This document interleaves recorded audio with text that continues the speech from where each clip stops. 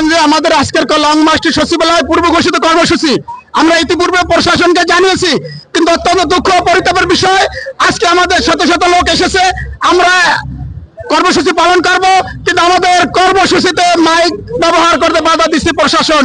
আমরা মাইক ভাড়া করার পরেও প্রশাসনের চাপে মাইকওয়ালা এখানে মাইক লাগাইতে পারতেছে না।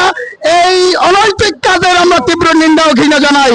যেহেতু আমাদের শান্তিপূর্ণ কর্মসূচি আজকে 42 বছর ধরে এই শিক্ষকরা অর্থাহারে অনাহারে জীবন পরিচালনা করতেছে, কি রাষ্ট্র কেন উদাসীন থাকে? যারা একটা দেশে একটা গরু নিয়ে মাতোয়ারা হয়, একটা গরুকে তারা সেফটিতে নিয়ে যেতে পারে ডোনাল্ড ট্রাম্প, একটা গরুর নাম একটা খামারি ডোনাল্ড, একটা মহিষকে ডোনাল্ড ট্রাম্প রেখেছে, সেই মহিষ পালক কোরবানির উদ্দেশ্যে সে বাজারে নিয়ে গেছে, সেখান থেকে আমাদের স্বরাষ্ট্রমন্ত্রী সুযোগ্য স্বরাষ্ট্রমন্ত্রী সেই গরুকে কাস্টডিতে নিয়ে আজকে সে জামাই আদরে চিড়িয়াখানায় পালতেছে। আর এই অসহায় শিক্ষকরা 42 বছর ধরে অর্ধারে অনাহারে দিন কাটাচ্ছে, তাদের ব্যাপারে তাদের কোনো কথা যায় না। আমরা আজকে শান্তিপূর্ণ এই কর্মসূচিতে হ্যাঁ, আপনারা জানেন বিদেশ থেকে অনেক রোহিঙ্গা, অনেক ভারতীয় আমাদের দেশ থেকে হাজার হাজার কোটি টাকা এখান থেকে লুটপাট করে নিয়ে যায়। এ ব্যাপারে সরকারের কোনো পদক্ষেপ নাই। কিন্তু শহীদ প্রেসিডেন্ট জিয়াউর রহমানের 1978 সালের অর্ডিন্যান্সের মাধ্যমে ইফতেদায়ী মাদ্রাসা প্রতিষ্ঠা লাভ করে। এরপরে 1994 সালে মরহুম বেগম খালেদা জিয়ার নেতৃত্বে স্বতন্ত্র ইফতেদায়ী মাদ্রাসা ও রেজিস্টার প্রাথমিক বিদ্যালয় 500 টাকা একই ঘোষণায় জারি হয়। আজকে 13 সালে এসে ফ্যাসিস্ট সরকার 26,000 প্লাস প্রাইমারি জাতীয়করণ করে, কিন্তু একটা ইফতেদায়ী মাদ্রাসা জাতীয়করণ করা হয় নাই।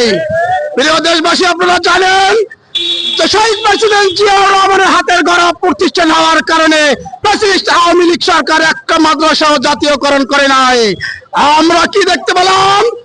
এই 26-এর পট পরিবর্তনে নিরঙ্কুশ ভাবে বিএনপি ক্ষমতায় এসেছে। 100 দিনের মধ্যে কেন আমাদের এই স্বতন্ত্র ইফতেদায়ী মাদ্রাসার কর্মসূচি রাখা হয় নাই?